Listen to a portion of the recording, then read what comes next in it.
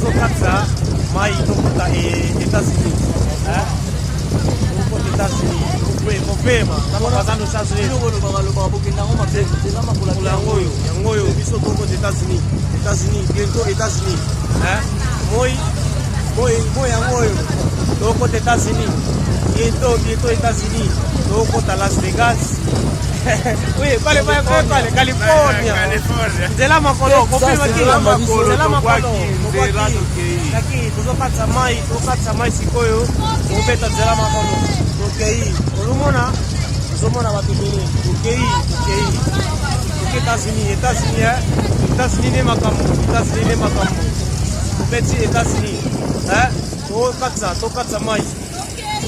Zela makolo.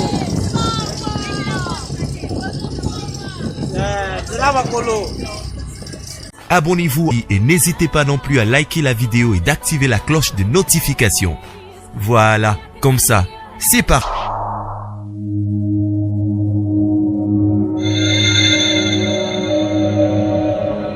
La voix du peuple, oh, la voix du peuple, oh, c'était bien, oh.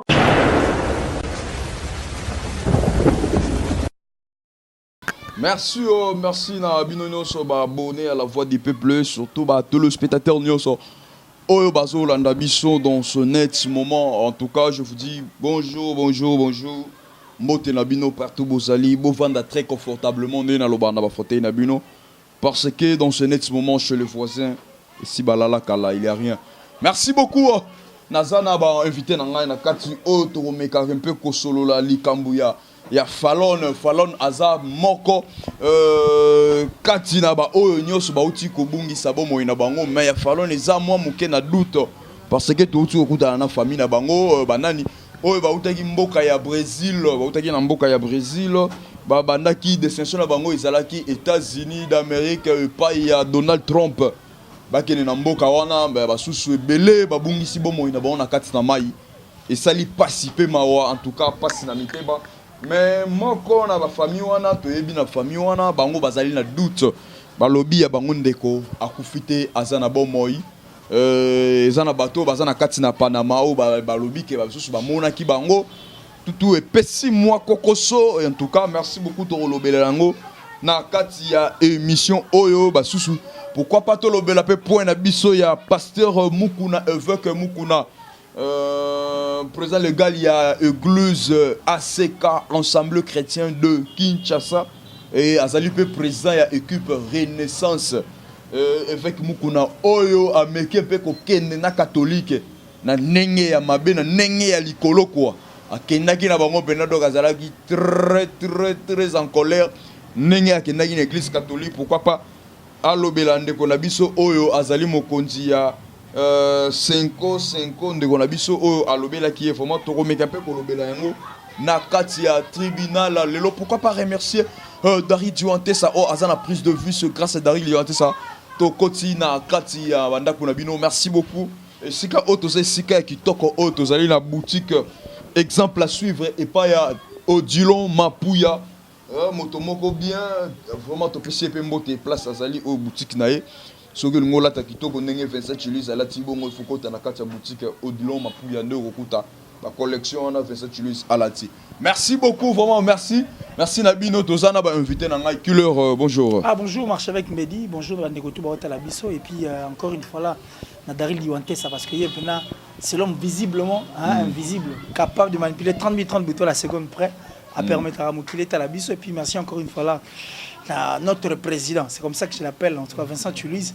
Et bienvenue là, ceux qui sont matin dans la salle, bienvenue.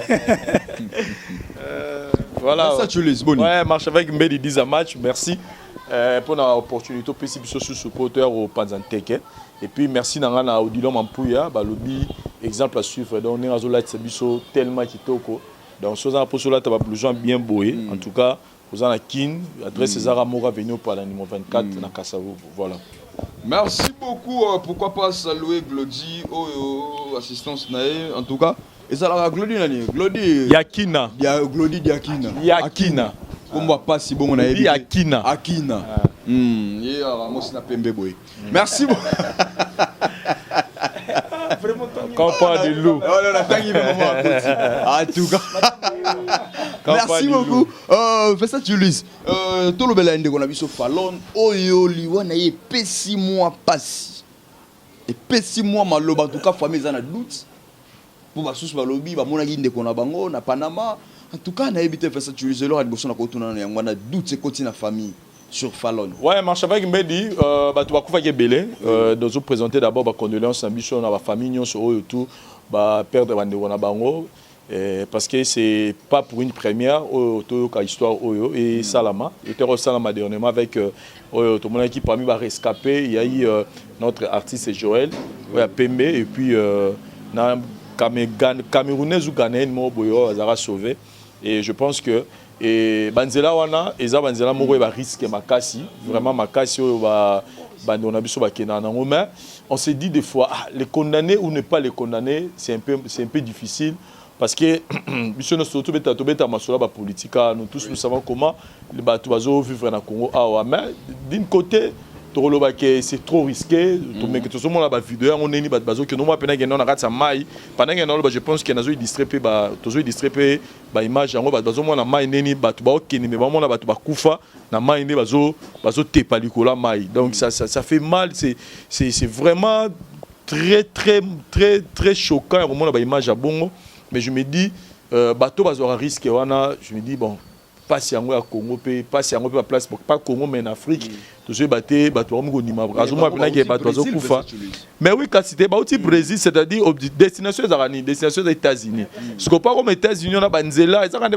destination de la France mais ba la rani Turquie Grèce Turquie on a Grèce sur raison maman il place au nana kufa et Joël les arabes donc c'est comme je dis à boire et à manger dans cette affaire on s'est dit bah risque on a bon Moutona Moutaebi conclusion parce que malgré tout le monde qui a Joël mais tout le monde qui a tout soupe bazo qui est pourquoi parce que il y a déjà au bakenda pe bongo bakota pe ba place au banya bakoma pour la fille wana Fallon c'est quelqu'un que moi personnellement je connais les gens du soloté les gens moutona yebi parce que tu vas na bango avenir moko donc na monaye na yebi et puis place aza pa yebinga.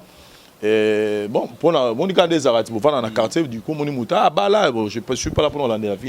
Et j'étais surpris à un moment parmi bateaux, à Koufi, dans mon nid et l'ongné na Kati. Et j'essaie un peu de contacter ses amis au Nganayebi pour me dire que non, ils animent. Je me dis que non, mon bani na ye, bah voyager qui, bah na Brésil, bah kota sur Colombie, à partir bah kota Panama, pour dans destination qui États-Unis, bah nzela ou bah connait là pour États-Unis, il faut pas traverser mer Moroboé. Alors il s'est fait que tant bah nga bah kende, ye mon bali a fallu na ngwa qui na grand frère na ye na moi sini na bana.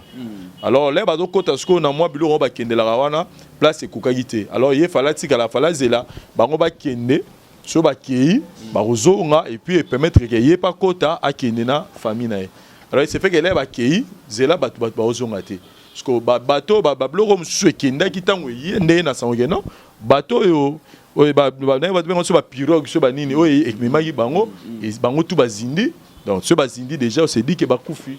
C'est par là que Sangoya qui koto yo né grand frère tant azu Sangwana na bengi na Kishasa né Sangoy Panzani que non ba kufi mais ba comme famille to na famille na niveau ya famille na niveau famille to bazoki Sangwango ba septaki yango que non voilà ils apena bongo ba bani matanga mais après ils ont commencé un peu à se poser des questions et ba kena ba église bon l'église na biso Congo ba bisi bango que non ba tali bazo mona ke Fallon aza kokufate. Et bandeko musuba bazakuna balobi que non il s'est fait il paraît que ndenge bakoya kiwana po ezara bangote ba bloko ngo koya koyaka il s'est fait que ba retrouver quelques bateaux oyoyo badindaki et ba musu bazana état inconscient ba mini ba hôpital bazan vie bazolandela bango na soki na Panama soki na Colombie so wapi na Panama bamboka wana kaka na Panama bazolandela bango alors pona bango balobi bazana repos jusque là corps ya Fallon nango ba retrouver ngo te na ba corps ba bimisi corps ya Fallon ezati na mobali na ezati donc mais ba corps ba bi ba isonga ba corps mo ba récupérer ba tunsusu ba en état critique ba mi bon hôpital donc pona bango nande ba tamo na hôpital il s'est dit que non moi la bango akoyi kozala en vie donc il doute bazo douter encore qu'il y a kufa donc mais voilà, est-ce que ça idée ya bien ko panza famille ndenge noko panzi matanga wana lobiza la te mutu na mutazo ngana ndaku na ye ndenge église lobi ke pasteur lobi azomona ke falo naza envie que famille peut-être des arna moi soudé bisika moko habiter to panzana nanu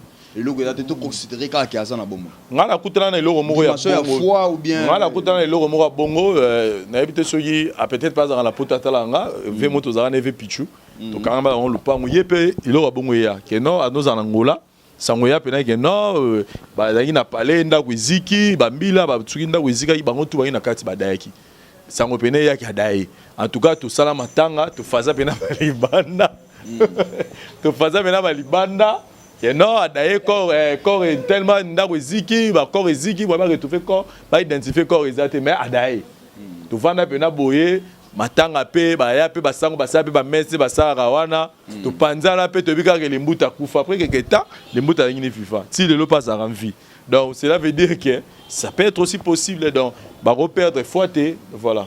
Merci beaucoup Kulor. Tout me un peu comprendre famille ba meki un peu ko panzana oyo ba rolo ba kende ko na biso falon na mobali na ye babanda kala depuis Kinshasa ndeka ba matata pesa la ramwa matata ya ko kabwana pe ba kabwana gi tout mais ba okutana juste les jours na ba réseaux sociaux ba kutani wana bolingo na bango izonga ki vraiment makasi mais ndenge pe zongi makasi wana e ko sala que mobali ya ko bala mwasi na yende abenga ki ye na mboka Brésil mais c'est une histoire de to yo ki famille ya mobali pe ebele bazalaka na États-Unis nanu ba botité bango mi balé fallait na mobile non babotité c'est un moyen que non balongwa Brésil pour bakende États-Unis ba préféra ki bakendango na nzela oyo wana nde ba kokende Colombie ba kota Panama ba parta Panama kuna so ba ko ba Mexique bino boza voter kuna boyebi pour bazoma facilité ya kokota États-Unis na ebite kuleur ko sala ba voyage ya milai na ba russe ka bongo na ba nzela ya mai bongo. Selon bango balobi ke nzela ya mai nde salaka mwa mukuse soki boboke na nzela ya bazamba boko ko sala ba semaine. Non mais c'est encore plus dangereux na zamba na nzela ya mai na ya mokili na zamba et autres po soit bi oza ce n'est pas pour sala mwa na clandestin donc voyager na clandestinité déjà c'est un péché et ça no lisum ko voyager en tant que clandestin c'est d'abord un péché. Pourquoi? Parce que on voyage frauduleusement. Tu voyager na mikande kokate, tu voyager na kimoyibi et puis tu frauder donc tu les ka place mo fayi to les kata mo suivre to brandir mikanda mais moi to les mikande à tes photos ken. C'est vrai que ndeko na biso droit de l'homme ba telemelango pour comme ko boma. Ba boma vraiment ba que so comme na frontière mo ko ton vous tue. Ba tirer bino na bout portant beaucoup fi. Mais peut-être qu'apo makamwa ni comment et ça la que ba comment ko apaiser mo. Bon, bandeko balinga okende na voie normalité. C'est d'abord un péché. C'est vrai que ndenge de utiliser auteur le bas que souffrance ezalaki oui souffrance ezalaka et puis Afrique mombato souffra na biso kaka pe boye et puis bamboka moso to linga okende so OK aux sans papier. Tant on risque ndeko na biso Mali azwaka ndeko na biso le Malien azamata akina sauver bébé mobile. Il était sans papier le Malien, il habitait la France et pendant tout ce temps il n'a papier. Mais est-ce que tu as la risque au yazwa? Moi je dis merci parce que akufa te a sauvé mon amour alinga akufa. Bon si quoi imaginez quand mata a raté na nini mort. Oh a mérité par rapport au courage na. Si oui le courage mais c'est le courage. Yo bien fait l'organiser marché avec parce que l'enfant a été sauvé. Mais à supposer que moi on a sauvé. Il y a Mati premier niveau, deuxième, troisième, Mabor Elembe a lâché à quoi à Panzani. Pourquoi? Parce qu'il était sans papier. Tant à une papier. Donc, ce sont des risques. Oh, Batouba Kouraka. Donc, Nanzela Zamba, Nakle Koki Nanzela Mai, le tout est strictement interdit. Bibliquement parlant, pour tout que la Bible était, parce qu'on n'est pas donné des leçons, mais du moins, tout ce que la Bible est d'Arabie, sont moins mingi. Voyager dans la clandestinité, et ça, les sous. Carrément, on reste droit, calme là où on est, on cherche que Marambo tel les matins et qu'il n'y a pas de longo bani. Parce que vivre déjà au Brésil, c'est vrai que le Brésil va avoir souffrance et ali, mais on peut encore matcher autrement mutuaza na Brésil à roko taper États-Unis ta musuna moins facilité. C'est encore une autre chose. On est ça par rapport à la clandestinité. Mais du moins, comme c'est une sœur à nous, une Congolaise surtout, à ta personne les Congolais c'est ton gato lingegara et ça passe comme on a évidemment beaucoup de gens mourir va s'écrouler surtout bah image Natalia c'est très très dangereux accompagné avec des enfants qui sont des innocents quand nous sommes vendre des places les enfants allaient rester mieux. Pourquoi risquer le corona banamike tout juste c'est tout c'est yango na lobaka monde to vandia total na ngam na biso kuna ba immeuble zat bando ka milai de maison en étage quand on regarde là-bas on pense que là c'est mieux que place au biso ça Or, surtout quand tu peux tenir des carreaux, tout le monde a couleur verte, c'est un peu moins salité, n'est pas n'abisso ça non. Des carreaux, donc il y a pas mieux que chez les voisins. On est mieux chez soi et place aux alliés, sur venir s'organiser, aucun des cas bien. Parce que surtout tout le monde va comme au Brésil, ils ont dépensé de l'argent. Ne ba olinga ba kende ba koma sou plus na Colombie ba koma sou na pas na ba aux États-Unis c'est toujours de l'argent bango bazo panza mais nanzela mkusi la monnaie que nos dépenses gros à la moins c'est faux il faut qui te dit que nzela ya avion na maïza mkusi parce que ya maïza bon qui na ba pirogue il faut ba look en kai ko look en kai wana ça dit distance ya musika pour look en kai mais na avion na maï qu'est-ce qui est plus rapide prenez toi na kina to bi avion par le bateau pour commencer na poto et ça attend sur 2 mois 1 mois et demi 2 mois. Tu comprends? Bon, avion, 8 heures du temps. Qu'est-ce qui est plus pratique? On les a peut-être pour nous ça moi image mais seulement nous sommes contre la clandestinité. Ils ont vraiment mabé. Bibliquement parlant, même dans la nature, on est au soleil, ils ont mabé. Mais du moins, le coup là, bandeko batiki biso non batiki bisoté, le coup la famille veut espérer prière na biso pesa que bandeko bika malgré bakinaï frauduleusement, le bon Dieu a toujours été là pour pardonner et j'espère qu'on va pardonner et notre prière et ça fait que ndeko na biso Fallon na mobali en tout cas bango mbalé ba retrouver vie et puis marambo sont normal pas revoir encore les choses du bon côté si réellement ils vont nous suivre si réellement ils sont en vie et je crois qu'ils vont revoir les choses du bon côté tant voir telle émission ils vont comprendre que tolinga bango ba meka kota la makambango ndenge mususu on essaie un peu de revoir ça autrement. Merci beaucoup. Mais nous sommes de cœur avec toutes ces familles où on va perdre bandeko wana na ba on va perdre bien sûr. Vincent Louise, selon histoire balobi biso c'est comme si biso ba congolais to vraiment mutu makasi. Selon histoire ndé balobi tant ba komaki ba fanda imo quelque part pour ba kota na ba pirogue na mo bande ko kende so ba kanon na bo bande ko kota c'est sûr que ba tinda bande ko tinda batu bande ko tinda batu ba kende ko tala mouvement parce que ba constater que mai ezaki mabe c'est dire que ba mo ba ba mai so eza bien mais so eza mabe mais à deux fois ba komaki fatigué de temps que ba fanda ki wana trop baso dépenser déjà bambongo balongo président comme na ba Colombie on a déjà de temps que bande ko dépenser bambongo na bango parce que vraiment se souté que na posa que ba ou mais la sous place on a pour ba oui place bazala ki bambongo té ndenge za kapé mitema moto na monter de fond makabli il faut mon patience paye ça ira bien quand même non marche avec Medi au moni neto sur le vélo moko na debi c'est que nous ne voulons pas encourager le maramamabé na télévision tu vois c'est-à-dire que pour la bicho moto pour la voyager il faut qu'il y ait un zéla malam. Mais on ne peut pas les condamner bateau qui est dans la vie, la réalité, dans la vie, tu éviter. Mon sous mon niveau ça là acte mon sous mais à cause ça veut pas mettre peut-être sur l'histoire je peux comprendre qu'il a il a passé des moments très difficiles que peut-être on a une solution pour naï mais dans tous les cas nous sur le bas faut la rappeler faut la battre pas paramètres tant on va atteindre objectif mo boye cause la paix précise à Ramabé il faut que yo kaka et le ça parce que mamtolo basiko ne pense pas que lobby neto ba yana batu suba ça peut pas ça parce que so tali au monde que ba jona na vidéo na to la soma que batu mut ba ça na mer mo ba daya zo te pana mai moment ne ba te pana ba suba na batu ba okende et donc voilà asimi pas otala ngai ils ont pas donc toko ça ba ngote que ton des abo bo kata okende banzela wana te po ba okende ga no to lo bara bazo pexer to ça vidéo ya nilité mais au moins là batu ba okanga bona ba vidéo wana donc pour dire que et ba opexera to ko raté mais sinon autre lo bara que non ba so rata na bango ya ko tala il y a qu'à vérifier les paramètres nous sociaux les réunis pour que bah s'engager dans l'aventure à bon voilà merci beaucoup Killer na éviter point mukeni ni yo bakisana point ya Fallon na éviter est-ce que famille na minute oyo ba o nyoso ba perdre wana na éviter stratégie ni ba ko lancer pour base à la confirmer que non so inde ko na bango aza envie toi aza invité bon je crois que pour base à l'informer pour base à l'informer qui bande ko ba melaki to ba kufa ki to ndenge ba salemaki dans les réseaux sociaux j'espère que makambo nyonso makambo o nyonso biso to yeba yango to izo aider biso lelo Et ceux qui réellement basés en communication, qui ont vu des de quoi, et je parie que les informations vont parvenir à travers les réseaux sociaux et puis les téléphones. Bon, mais justement, c'est ce que je suis en train de dire. Nous ne sommes pas là pour encourager. Il faut dire la vérité. Est-ce que la vérité il faut tout le bango? Pour ceux qui le bitent, et zappez-moi de notre part. Les dieux de la presse, soit les dieux tout-puissants, soit à la bus, soit au CPLAT, par le bague. Vous avez la possibilité, il y a quoi, ce qui était une vérité, mais du moment qui ont été dans le banc, autour de bande de coquets, et marché avec autour de bas, sur la cati, dans un difficulté, on tient de la bison bon. Parce que n'ambon à routine, n'abon moïnaï, qu'est-ce qui est plus important? N'est-ce pas la vie?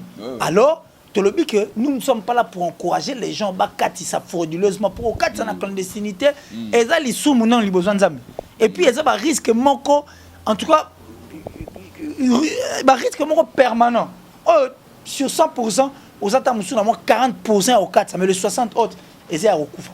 Parce que tu as le risque au mouton, et c'est vraiment très dangereux. Donc, nous n'encourageons pas, et nous ne voulons pas, surtout nous déconseillons le téléphone au talanga, il y a Vincent Chiluisa, on a marché avec, sur le mot 4, tu peux changer d'idée.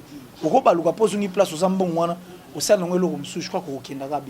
Plus important. Merci beaucoup, Kilo. Vincent Chiluisa, ni no ko bakisa muke bandeko bazana papa na mawana o ba outi peut-être o baza sauver o kolo ba continuer toujours ba abandonner te ba continuer dîner na bango ne bazo kende ou bien bazonga Brésil ou bien batika na pana mawana ou bien bazonga na Congo o da a risquer dans la liwana ya maywana o kolo ba ni place wana atika na Panama azonga Brésil ou bien a continuer na India na ti États-Unis na soa mon Trump ou bien on n'est pas Félix Tshisekedi.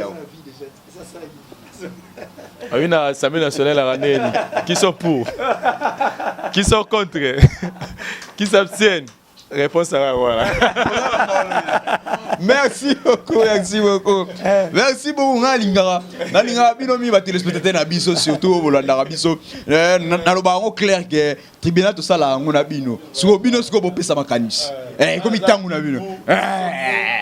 Question de tenir bati kala na Panama ou bien ba continuer le na ba qui les États-Unis, basonga Brésil ou bien basonga Congo. Nazo c'est la bino numéro ça wana bobenga boko melanga yibo megepe opesa makanisi na bino. Merci beaucoup na point Fallon Tolobeli.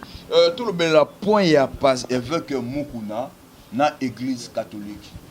Avec Mukuna très en colère contre les catholiques. Catholique eza église oyo ezo semé ba trouble na R2C. Tant ba lo ba catholique a mona 5 ans. O bazo bomisa batu. Bazo bomisa ba congolais. Bazo bomisa bango. Pourtant ba kokufa lobi kuna ali bango ba benga bango ba martyr. Donc on va bomisa ka batu na ba lit na bango pour ba benga ka batu wana ba martyr. Or catholique surtout na Congo awa martyr na bango ya suka. Selon le fait que Mukuna c'est Bakanja. Alors, à mettre de côté, nous avons découvert que Koufara dans le mois de février. Le côté va martyr. Catholique n'a boumi si bango. Pour à cause ça benga bango. Martyr. Na évité ça même ma vie na avec Mukuna. Non, on a même ma vie avec Mukuna. Ici, je crois que photo sur l'angle comme il se doit. Parce que ma vie na ba position nous sommes obligés de respecter. Tout ça vraiment obligé de respecter parce que biso tout tout ça sur le ngolo là moi poussière aux na liso muninga ben yo mo fond de temps non brique auto liba aux na liso na. Quand tu t'attaques aux autres, il faut aussi s'auto-regarder. Pourquoi est-ce qu'il a parlé comme ça? Poignard so il n'attend pas de ça catholique position bon ba ça liba monique. Place biso to ali biso ba 5 ans, to monique vérité urne eza oy. To monique vérité à makambo eza oy.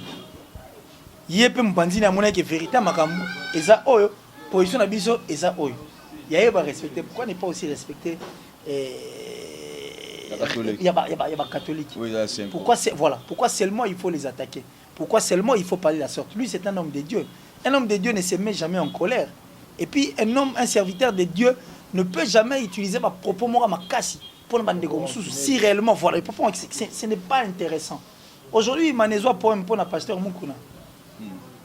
Les images est circulent à la République démocratique du Congo Mobimba, où le gouverneur de la ville, André Kimbuta, qui est encore en vie, et j'espère qu'il est encore gouverneur jusqu'à la preuve du contraire, aisi bango non il faut beaucoup autour d'une table bo solo là bozongi sabité tukuzonga to ba ozonga te na imana pom ba sali renaissance. Tout ça là ce sont aussi des problèmes. Donc il y a pas longtemps aussi ici on avait demandé de démissionner parce que l'équipe y en a qui n'est mabé. Ils ont jusqu'à la preuve du contraire. Est-ce que ça liam tout ce temps, on a tous ces moments sur le droit chemin, ils le refusent. Et puis on les critique étant un pasteur qui soutient une équipe de football pendant que l'équipe à football. Et si quand rivalité Zali, esprit il y a qu'à vaincre Moutoumoussouzou. Est-ce qu'il y a esprit à haine, voilà. C'est ce que je suis en train de chercher, à colère Zali. Une personne qui prie Dieu, qui craint Dieu, ne peut jamais rester là où les gens s'énervent pour attaquer. Parce qu'on a vaincre, c'est que dans ça, par tout le moyen pour vaincre, donc ça dit je dois tout faire. Mais quand je suis derrière des personnes pareilles, on a encouragé, n'est-ce pas aussi notre problème? Bon, tu remets tes anguilles. Mais si tu es un terrestre, il y a vaincre l'autre équipe. Alors pour vaincre, il faut il faut donc quand toi tu sors l'argent. Est-ce que tu es sûr qu'il n'y a pas les gommes de non, mais justement, c'est ce que je suis en train de dire. Niveau, on a déjà. Tu as aidé vraiment, tu l'as kiss. Le président Vincent tu lisais ici, toi tu as ici des côtés. Mais biso tu es terrain, biso tu es kobeta, tu gagner, tu vas supporter, mais par contre na terrain bon. Joueur à na terrain, esprit mignon ya zanango, liboso adversaire na. N'est-ce pas l'esprit il y a haine. Pas au lingataire les gars, à au bouc, pas supporter, soit simité ba okita ba bunda. C'est qui en est l'auteur? Qui sort de l'argent pour que Bablo Raningwane Salema, toi équipe Raningwane Beta. N'est-ce pas un pasteur? Il ne faut seulement pas regarder les choses du mauvais côté. Et sa position, il y a 5 ans. La 5 ans, à Monique, pour la bango vérité, il y a alors, Batouba Malibanda et Banda Pelelote, c'est de même pour les églises de réveil. L'église de réveil, au peut être réunis ensemble. Aujourd'hui, ils ne sont pas ensemble.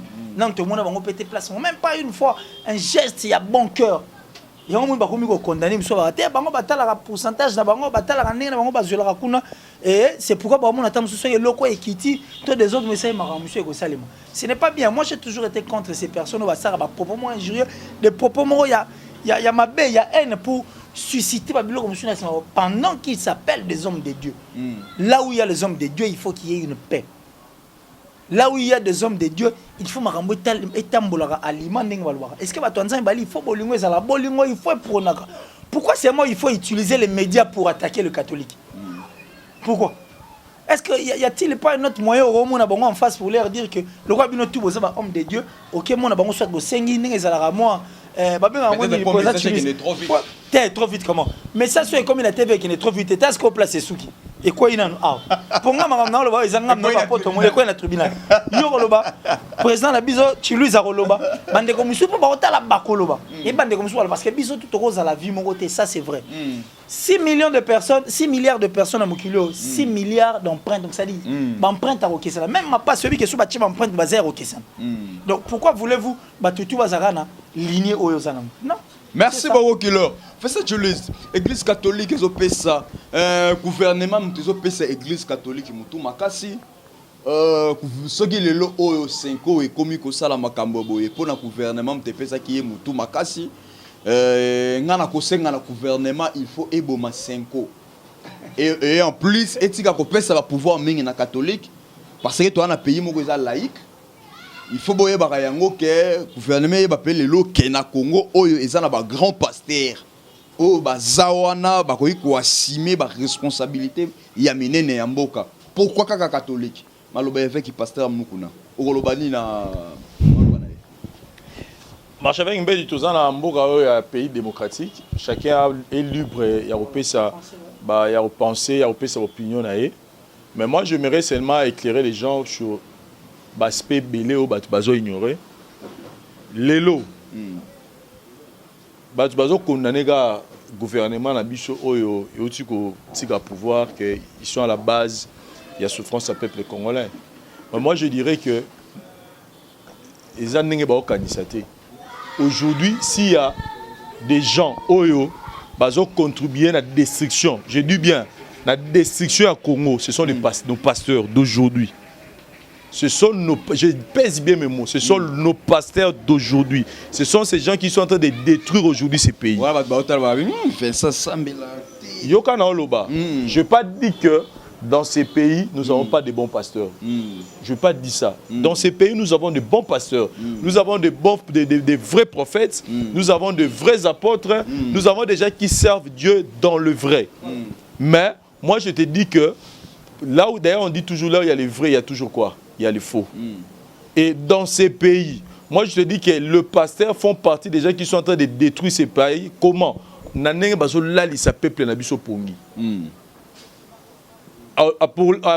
Par rapport à détriment, par rapport à Bango. C'est-à-dire, ils sont en train de manipuler d'abord les gens pour Bango bazala bien. Il y a à boire et à manger sur ces sujets.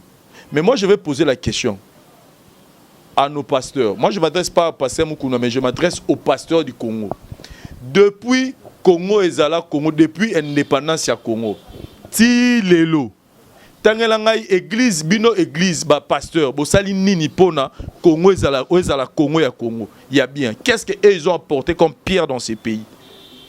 Je leur pose la question. Parce que tant wa kalato yebi na Bible, quand il y avait un problème, le roi allait consulter le prophète. Et le prophète avait un mot sur le pays. Mais c'est ça. Mais c'est ça, il y a le prophète évêque Moukouna Senga. Mais est-ce que non.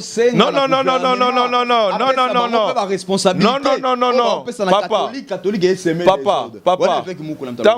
Tangu Samuel a réussi à Saül qui otika bokonzi. Saül abenga Samuel.